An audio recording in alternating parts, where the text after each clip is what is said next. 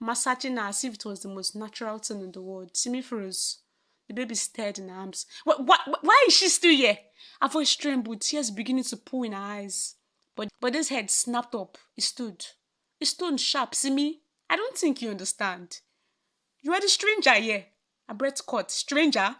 The restaurant was all soft lightning and warm music. Simi sat at the center table. Her orange dress shimmering every time she moved. Choma had picked it for her. Well, insisted was more accurate. Simi, it's your birthday, not a funeral. We are not wearing brown or black, babe. Trust me. Simi had laughed at the time. She always trusted Choma. Halfway through dessert, chairs scraped. Bode stood. Simi's fork froze halfway to her mouth. He smiled. But it was the kind of smile that made her pulse quicken, like he was about to change everything. Then he went down on one knee. Gaps and murmur rippled through the room. Simisola, my love, my everything. Will you marry me? Her breath caught. She turned instinctively to Choma, who was grinning so hard her cheeks looked like they might split. Say yes, babe, say yes! Choma's voice was loud enough to turn heads. Simi's eyes stung with tears. She said yes. People clapped. The ring glittered on her finger. Choma hugged her fiercely, her lips brushing Simi's ear. See why I forced you to do your nails? I told you something special was coming. It felt like the happiest night of her life. Months later, as rain poured outside Simi's apartment, Simi sat coiled up on a couch, her nails tucked in, her hands shaking as she held a plastic stick with two cruel pink lines. Chi, her voice wavered. I'm pregnant. Choma blinked. Just for a second, a smile fluttered. Then it was back, bright and reassuring. Oh, wow. Tears welled in Simi's eyes before she could stop them. I didn't want this, not yet. I wanted the wedding first. I didn't want to be a mother out of wedlock.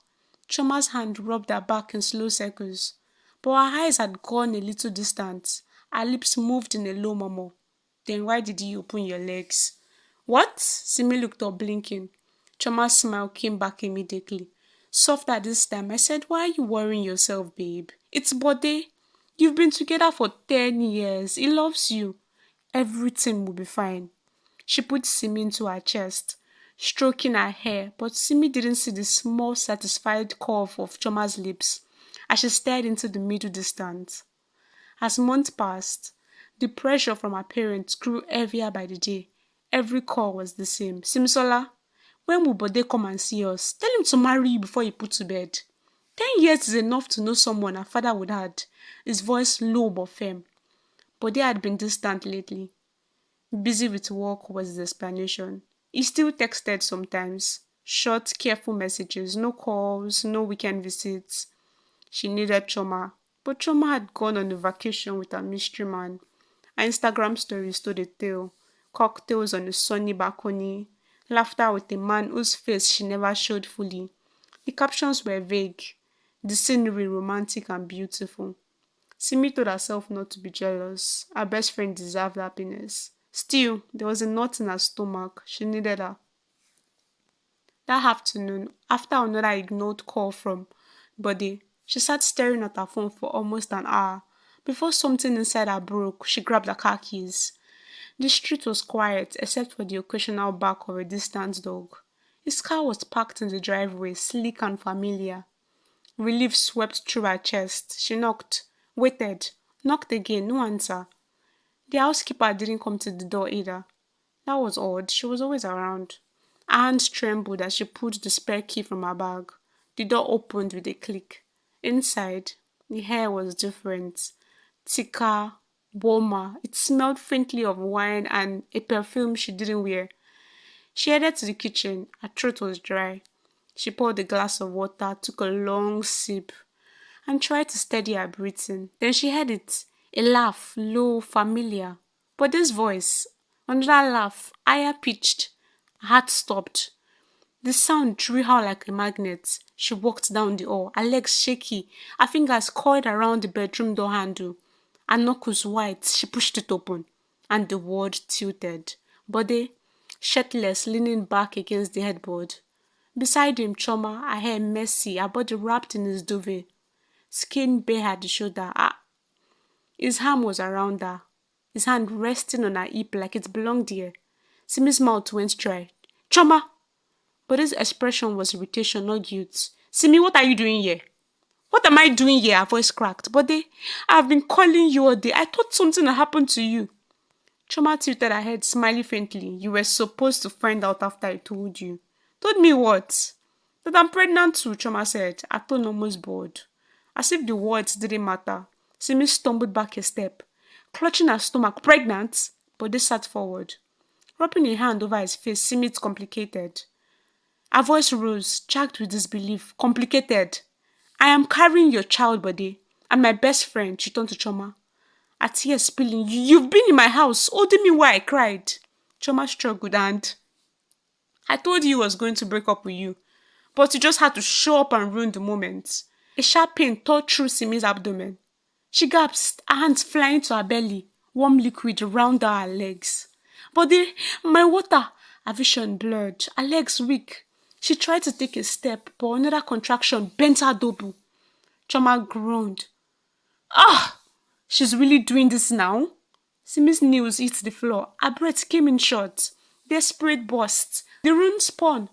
She clung to the door frame, the taste of salt and panic on her tongue. But they stood cursing, but still not touching her.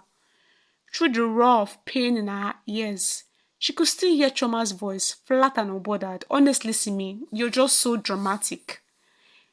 A sharp, sterile smell lingered in the air. Simi's eyelids fluttered open to a blinding white light. For a moment, she didn't know where she was. The ceiling above her swung in and out of focus. Her throat was dry, her body heavy. Then memory slammed into her. The bedroom, Bode, Chioma, the pain. Hands flew to her stomach. My baby, she screamed. Trying to sit up. Her voice was hoarse, panicked. Where's my baby? Madam, your baby dey fine, the familiar voice hooted. Simi blinked and turned her head. Standing beside her bed was Mama Teresa, Bode's housekeeper. Her warm face lined with age, a scarf tied neatly over her head. Mama Teresa, what are you doing here? Where's Bode? Mama Teresa's expression shifted, sadness clouding her eyes. Oga no follow us come hospital. He just call taxi for you. I be comot go market when I hear wetin happen. Na so I rush follow you come here. She kept talking, her words stumbling one over the other. But Simi heard nothing after that. Her ears buzzed with the sound of betrayal. He didn't even come. Her chest tightened as Mama Teresa placed a small warm bundle into her arms. See am, na your pikin. Simi looked down. A tiny face, soft and perfect. Eyes closed in peaceful sleep. For a moment, just one moment, the ache in her heart eased. She traced a finger over his cheek. At least I have you, she whispered. The days blurred together, feeding, changing, rocking the baby to sleep. Her mother came to do omugwo, filling the house with the smell of soups and herbal baths. But every time the front door opened, Simi's heart leapt, hoping it would be Bode. But he never came, not a call, not a text. One afternoon, she stood in front of the mirror, adjusting her blouse. She wrapped her son carefully in a soft blue blanket. Today he will see you, she told the baby. He will see what we made together and he will come back to us. Her mother didn't stop her. She only looked on with quiet worry as Simi stepped out the door. She knocked softly, shifting the baby's weight in her arms. Mama Teresa opened the door, her eyes widening. Auntie Simi, welcome. She reached out instinctively to carry the baby, but Simi clutched him closer. It's okay, Mama. I want Bode to see us together. Mama Teresa stepped aside. Enter. The living room smelled faintly of air freshener and something floral. Then Simi saw them. Bode was sitting on the floor in front of the couch.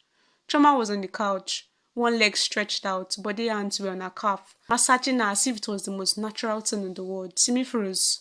The baby stared in her arms. Why is she still here?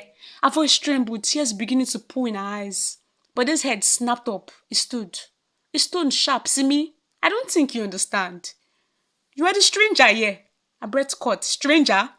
He took a step closer, his jaw tight. If you want me in the life of your child, you will give him to me and Chioma to take care of. Otherwise, get out and don't expect me to be involved. The words didn't make sense at first. They hung in the air like smoke, choking her. Chioma leaned forward, a smirk coiling at her lips. Yes, Simi. For old time's sake, I talked Bode into taking care of your child. On the condition I leave him behind, Simi's voice cracked. Chioma tilted her head. Her tone almost playful. That's right. Simi stared at them, arms tightening protectively around her son. Tears spilling freely now, blurring her vision. She turned, walked back to the door, and as she left, she repeated, Never! She whispered, Never happening! She stepped out, the door closing behind her with a gentle finality. A child's warmth pressed against her chest like the last thing she had left. Thank you so much for watching to this point, guys. I hope you enjoyed this story as much as I enjoyed making it. Please subscribe if you haven't. Turn on your post notifications to be notified when I post the part 2 of this story.